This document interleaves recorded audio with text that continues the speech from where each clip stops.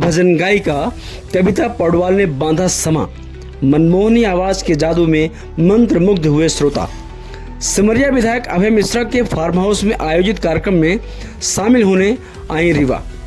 मशहूर भजन गायिका कविता पौडवाल ने अपनी मनमोहक छाप छोड़ी।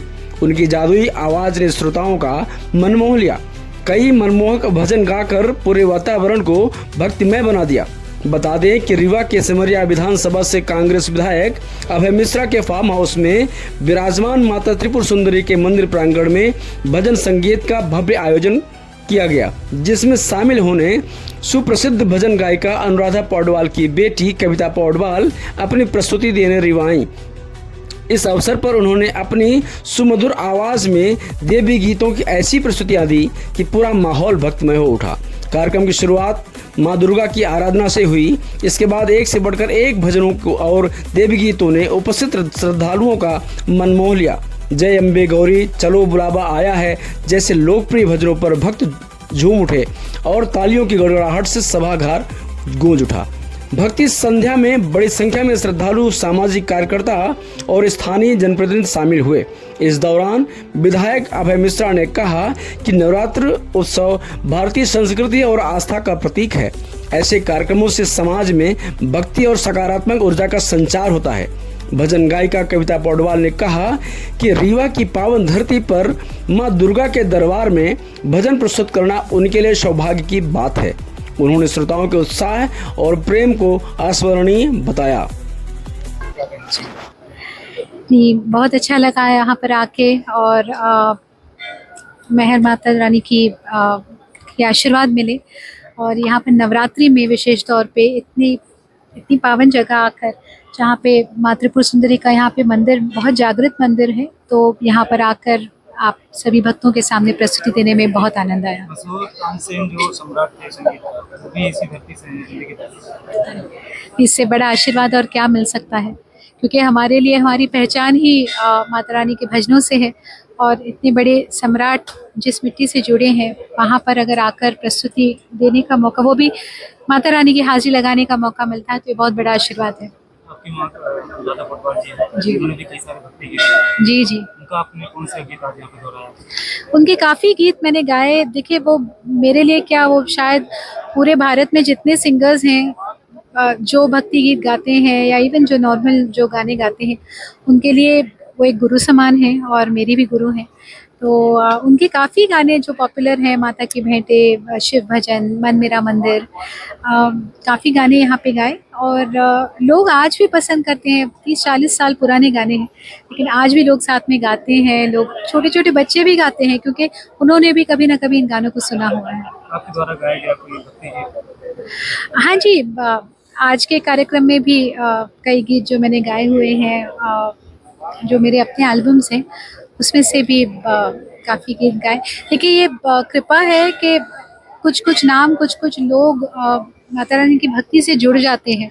तो मैं अपने आप को बहुत ज़्यादा खुशनसीब समझती हूँ कि हमारे पूरे परिवार को वैष्णो माँ की भक्ति से जोड़ा गया है। कोई एक गीत गुनगुना दें जो काफ़ी लोकप्रिय रहा हुआ।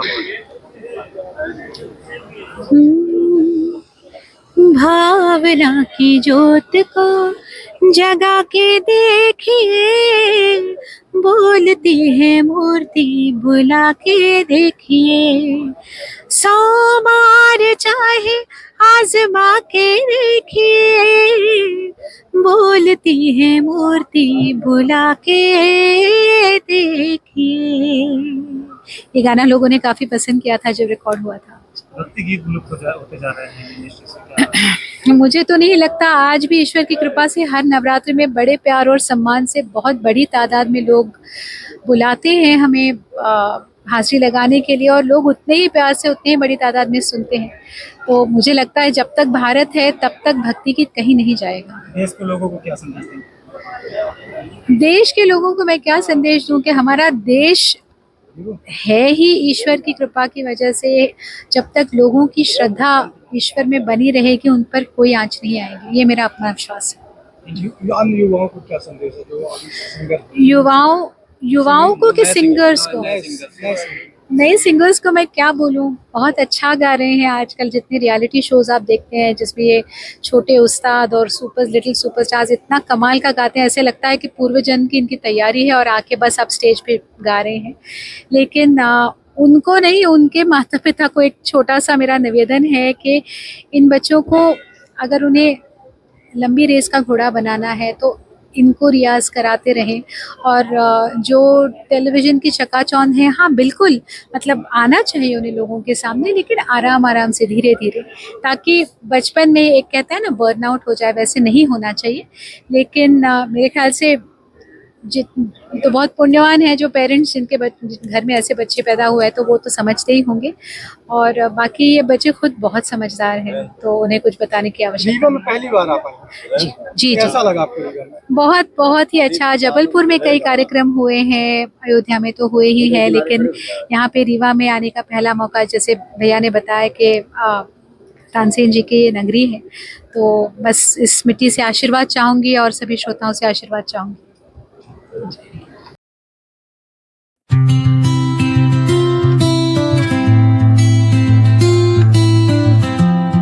मैं डॉक्टर अमिता सिंह शिवा आरोग्यम हॉस्पिटल में मैं एज ए गायनिकोलॉजिस्ट काम करती हूँ। मेरे हॉस्पिटल में गायनी से रिलेटेड हर तरह की सुविधाएं हैं। सिजेरियन होता है, हिस्टेक्टमी होती है और ओपीडी केसेस भी बहुत अच्छे से देखे जाते हैं। और भी केयर है ओपीडी की, माइनर ऑपरेशंस भी होते हैं।